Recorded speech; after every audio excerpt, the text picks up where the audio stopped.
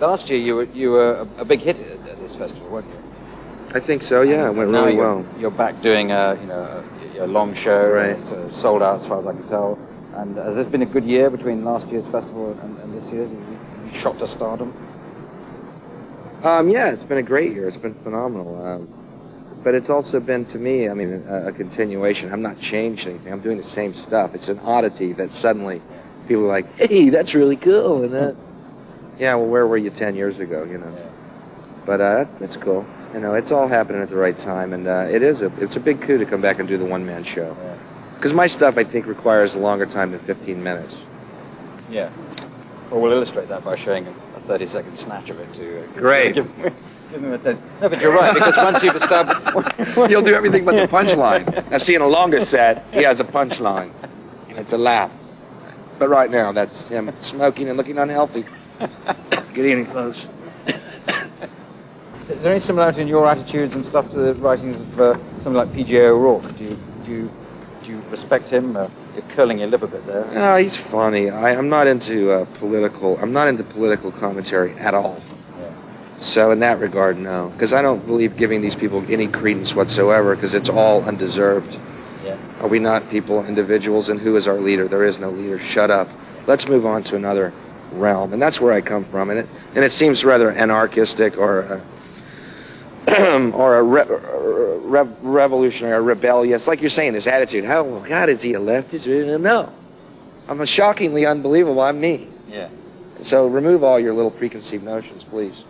And that's why I can seem rather demonic. He has no shame.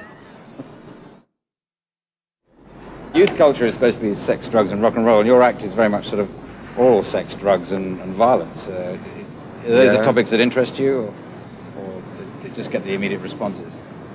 No, they interest me very much so, but I think that they tie into larger issues such as freedom of choice and freedom in general. Yeah. I'm pretty pompous, I know. You're going, Bill, I did see your show. Oh, well, hey, what's wrong with sex, drugs, and rock and roll, Clive? Come on.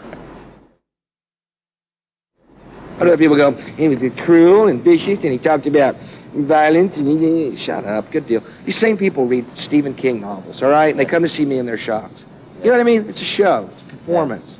It's a theater. If you don't, what do? Do you go to see, The Grapes of Wrath and complain because the actors didn't wear shoes?